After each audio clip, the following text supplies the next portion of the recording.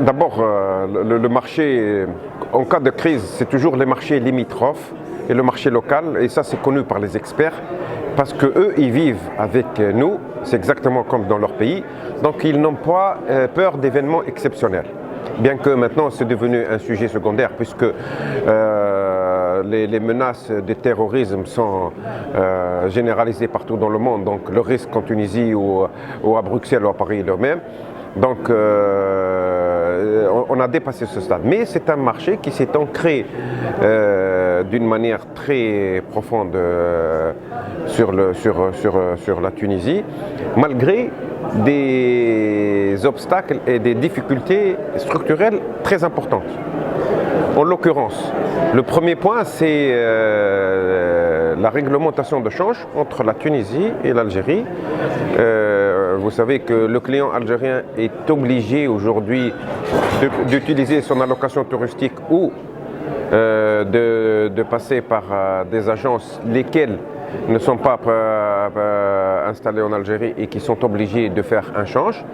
Et donc le consommateur il est pénalisé parce que le change n'est pas fait sous le circuit, leur circuit. Et autre chose, c'est que les gens, quand ils épuisent leur allocation touristique, ils ne peuvent plus voyager.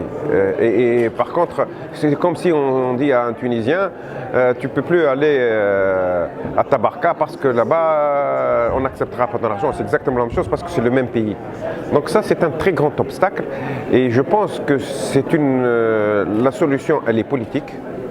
Et la solution, c'est des accords entre les deux pays.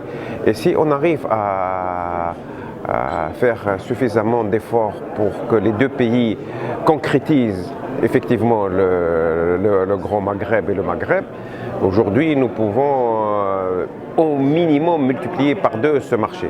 Ça c'est un premier point. Le deuxième point, et ça c'est une très bonne chose, c'est que le marché algérien il est plus avantageux que le marché classique européen balnéaire. Pourquoi ? Parce que c'est un marché qui s'intègre dans l'économie tunisienne.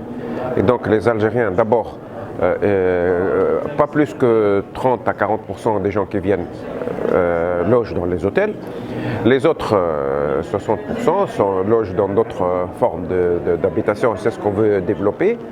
Et c'est des gens qui, quand on dit on s'implique, c'est des gens qui font du shopping, qui se font soigner, qui sortent se divertir.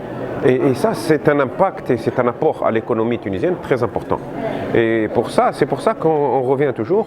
Il faut les autoriser, il faut autoriser les commerçants, les hôtels à accepter la monnaie algérienne. Et après, la Tunisie, elle fait la compensation avec le gouvernement algérien d'une manière exceptionnelle. Ça, c'est le premier point. Deuxième point qui est très important, aujourd'hui, le transport qui est... on dit sans transport, il n'y a pas de business. Et ça, c'est valable dans tous les secteurs de l'économie.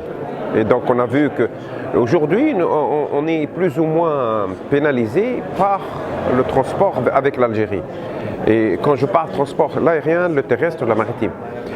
Quant à l'aérien, la ligne Tunis-Alger et les grands aéroports sont saturés. Nous avons aussi, d'autres aéroports qui sont très peu utilisés par l'Algérie. Quand on parle de transport terrestre aujourd'hui, le passage dans les frontières pose beaucoup de problèmes, il y a beaucoup de formalités, on perd beaucoup de temps, il y a aussi des facilités qui n'existent pas, donc ça il y a une stratégie, il faut l'accélérer, et ensuite, et très important, il faut aussi qu'on améliore les routes, parce qu'on peut aussi créer, aujourd'hui on voit un développement international du transport commun dans des bus de confort, et les gens sont dans un bus de confort, il faut que ça soit rapide, donc pour ça il faut qu'il y ait des bus de confort, et ça existe. Mais il faut qu'on ait de l'infrastructure terrestre. Ce sont des projets communs qui tardent un peu, mais qu'il faut accélérer très vite. Donc c'est pour ça que moi je pense que ce sont deux aspects très très importants pour faire développer le tourisme algérien. Et dernier point, l'Algérie est un très beau pays. Et il faut aussi travailler pour que le Tunisien maintenant puisse aussi voyager en Algérie parce que c'est un pays à découvrir. C'est un pays qui a des richesses naturelles énormes, qui a une très belle côte, qui a de très beaux paysages. C'est un très beau pays. Et Inch'Allah, les autorités algériennes maintenant font une très bonne stratégie pour attirer le tourisme. Et on peut être un véhicule parce que si on attire un peu de Tunisiens, un peu de Maghrébins, les autres marchés s'intéresseront à ce pays. Super. Merci beaucoup. Merci.